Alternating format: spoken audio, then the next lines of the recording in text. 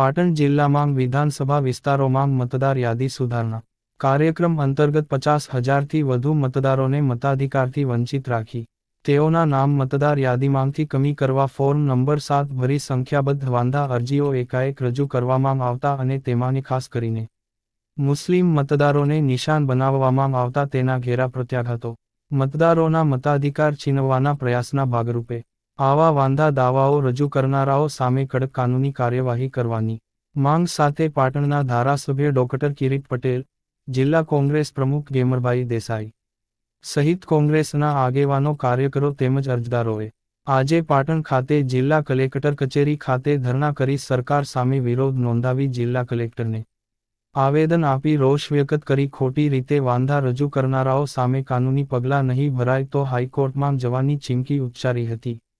ચૂંટણી પંચ દ્વારા SIRની કામગીરી ચાલી રહી છે.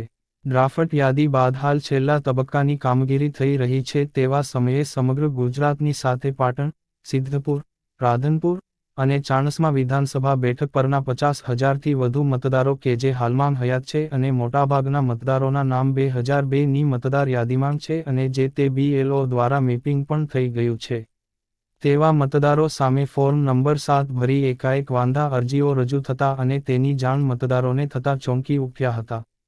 કેટલાક બનાવોમાં મતદારોના મતાધિકાર સામે વાંધો ઉઠાવનારા વાંધાકર્તાઓને ઓળખતા પણ નથી છતાં ફોર્મ નંબર 7 માંગ વિગતો ભરવામાં આવી છે તો કેટલાક કિસ્સાઓમાં જે તે મતદારોએ પોતાની સામે વાંધો રજૂ કરનાર વાંધાકર્તાઓનો સંપર્ક કરતા તેઓ આ પ્રક્રિયાથી અજાણ હોવાનું અને ફોર્મમાં તેઓની સહી નથી હોવાનું જણાવી રહ્યા છે. મોટાભાગના ફોર્મ નંગ 7 ડમી નામથી ભરાયા હોવાનું પણ પ્રકાશમાં આવ્યું છે. જિલ્લામાં 50,000થી વધુ મતદારો સામે વાંધા રજૂ થતા ચોંકી ઉઠેલા સમાજના રાજકીય અને સામાજિક આગેવાનોમાં ભારે રોષ ફેલાયો છે. જેને વાચા આપવા આજે પાટણ ખાતે જિલ્લા કલેક્ટરને રજૂઆત કરી પાટણના ધારાસભ્ય ડો. કિરીટભાઈ પટેલે જણાવ્યું હતું કે રાજ્યમાં મતદારોને જે મતાધિકાર મળ્યા છે તેને કોઈને કોઈ રીતે દૂષિત કરવાનો પ્રયાસ ભાજપ દ્વારા કરવામાં આવી રહ્યો છે. એક મહિના અગાઉ પાટણ APMC માંગ બેઠક મળી હતી જેમાં ભાજપના હોદ્દેદારો દ્વારા એવી સૂચના અપાઈ હતી કે જે બૂથમાં મુસ્લિમ, દલિત તેમજ કોંગ્રેસ સમર્થિત મતદારો હોય તેવા મતદારોના વોર્ડ દીઠ 100મી વધુ મતો રદ કરવા જણાવ્યું હતું. જે અંગે વહીવટીતંત્રને લેખિતમાં રજૂઆત કરવામાં આવી હતી તેમ છતાં તંત્ર દ્વારા કોઈ જ કામગીરી નહીં કરાતા પાટણ સહિત જિલ્લાની 3 વિધાનસભા બેઠકો પરથી 50,000 જેટલા ખોટા વાંધાઓ રજૂ કરાયા છે ત્યારે આવા ખોટા વાંધા રજૂ કરનારાઓ સામે તંત્રએ FIR નોંધાવી કાયદેસરની કાર્યવાહી કરવી જોઈએ. જો વહીવટીતંત્ર દ્વારા આવા લોકો સામે ફરિયાદ કરવામાં નહીં આવે તો તમામ અધિકારીઓ તેમજ ખોટા વાંધા રજૂ કરનારાઓ સામે નામદાર હાઈકોર્ટમાં પિટિશન દાખલ કરવામાં આવશે તેવી ચીમકી ઉચ્ચારી હતી. માગશે નહીં, પરંતુ જેના નામ રદ કરવાની અરજી આપેલ છે તેના પાસે તેની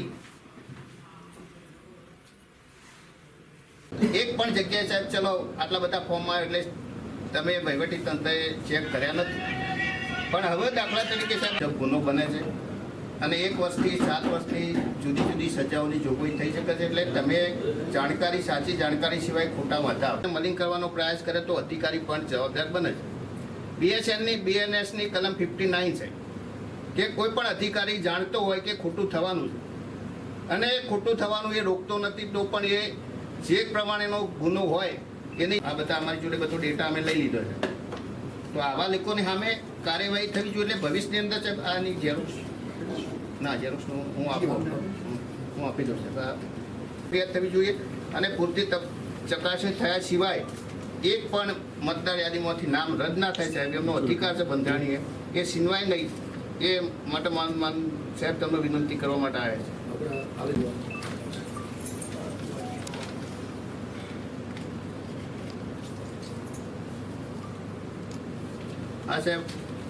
જો જે રીતે સમગ્ર ગુજરાતની અંદર SRIની પ્રક્રિયાની અંદર જે પ્રક્રિયા થઈ અને તમામ BLOએ જે કાર્યવાહી કરી એ તટસ્થ પ્રમાણે સાચી કાર્યવાહી કરી હતી એમાં અમને વાંધો નથી.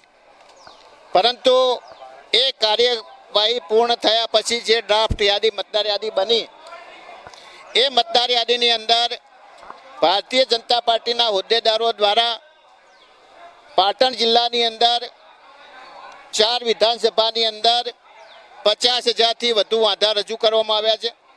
એમાં સૌથી વધુ એ સિદ્ધપુરની અંદર 26,000, પછી રાધરપુરની અંદર 8,000થી વધુ વાંધા, પાટણની અંદર 5500 અને ચાણસ્માની અંદર 4500 જેટલા વાંધા રજૂ કરવામાં આવ્યા છે.